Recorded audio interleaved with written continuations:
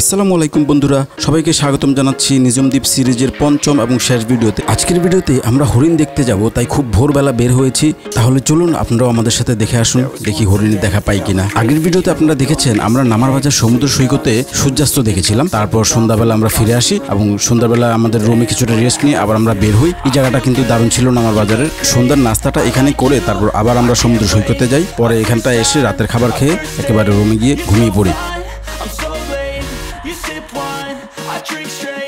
সমুদ্রের কোল ঘেঁষা হওয়াতে নিজম দ্বীপে এরকম ছোট ছোট অনেক ক্যানেল আছে, যেগুলো জোয়ার ভাটার সময় তার রূপ পরিবর্তন করে। জোয়ারের সময় এগুলো দিয়ে নৌকা চলে, ছোট ছোট নৌকা। ভাটার সময় কিন্তু নৌকা চলে না, নৌকাগুলো ওইখানে থেমে আছে দেখতে পাচ্ছেন। আপনি যদি একজন প্রকৃতি প্রেমিক হয়ে থাকেন, আপনাকে নিজম দ্বীপ আসতেই হবে, কারণ নিজম দ্বীপ হচ্ছে প্রকৃতির স্বর্গরাজ্য। সকালবেলা এই সূর্যের রোদে আপনি যদি হাঁটেন, আপনার কাছে মনে হবেন আপনি এক অন্য পৃথিবীতে চলে এসেছেন। এটা দারুণ এক জায়গা, আপনি না গেলে বিশ্বাস করবেন না। হরিণ দেখার উদ্দেশ্যে এত দূরে আসলাম, অথচ একটা হরিণও দেখলাম না। ড্রোন পাঠিয়েও কোনো হরিণ দেখলাম না, কারণ হরিণ শব্দ পেলে অনেক দূরে চলে যায়। সো আমরা ব্যর্থ। এখানে একটা পালিত হরিণ আছে, সেটাও দেখা হয়নি। তবে আমার এই স্বপ্নটা পূরণ হয়েছিল সুন্দরবন গিয়ে। আপনারা আমার সুন্দরবন সিরিজটা দেখতে পারেন, সেখানে অনেক কাছ থেকে হরিণ ধরেছি, দেখেছি। তবে নিজম দ্বীপ আসলে অনেক নিঝুম, শুনশান, নীরব। আপনারা অবশ্যই আসবেন। নিজম দ্বীপ দারুণ জায়গা। প্রকৃতির মাঝে হারাতে হলে নিজম দ্বীপ আসতে হবে।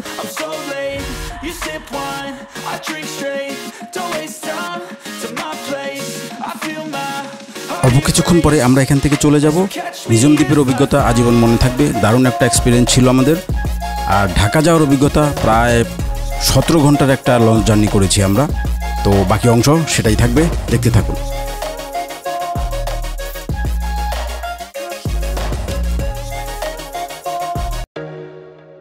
যেতে যেতে কিছু ইম্পর্টেন্ট কথা, যেটা হচ্ছে যে নিজম দ্বীপ হচ্ছে একটা দ্বীপ, ছোট্ট একটা দ্বীপ, যেটা নোয়াখালীর অন্তর্গত, হাতিয়ার অন্তর্গত।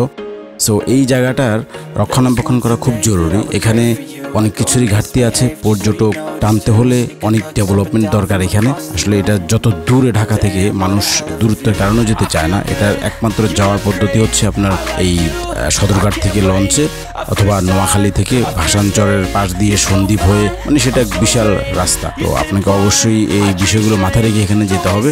আর একটা সৌন্দর্য হচ্ছে সম্পূর্ণ প্রাকৃতিক, নৈসর্গিক। এখানে পাশে সমুদ্র পাবেন এবং সবুজ ঘন অরণ্য পাবেন। অবশ্যই নিরাপদ অরণ্য, এখানে কোনো ভয়ানক জীবজন্তু নাই, যেটা আপনার জীবন নাশের কারণ হতে পারে। আমাদের জার্নিটা ছিল খুবই দারুণ, আজীবন মনে রাখার মতো স্মরণীয় একটা জার্নি। আমার সবগুলো ভিডিও আছে এই নিজম দ্বীপের সম্পূর্ণ ভ্রমণের ভিডিওগুলো, সেগুলো দেখতে পারেন। এখানে জাহাজে করে, এখানে লঞ্চে করে আমাদের ফিরতে ফিরতে অনেক সময় লাগে, যেটা আগে বললাম প্রায় 17 ঘন্টার একটা জার্নি। বাট দিনের বেলা এই চারপাশটা দেখে কিন্তু দারুণ লাগছে, এবং এটা কিন্তু রাতের বেলা দেখা যায় না। দিনের বেলা যখন ফিরতি পথে এই চারপাশের ভিউটা সুন্দরভাবে এনজয় করা যায়। এখানে কিন্তু আর দ্বিতীয় কোনো ওয়েও নেই, লঞ্চটাই সবচেয়ে বেটার অপশন। সো যারা যাবেন এই বিষয়টা মাথায় রাখতে হবে। পানির উপরে অনেকটা পথ থাকতে হবে। তো যারা অ্যাডভেঞ্চার পছন্দ করেন অবশ্যই তাদের ভালো লাগবে, যারা একটু ভয় পান তাদের অবশ্য খারাপ লাগতে পারে।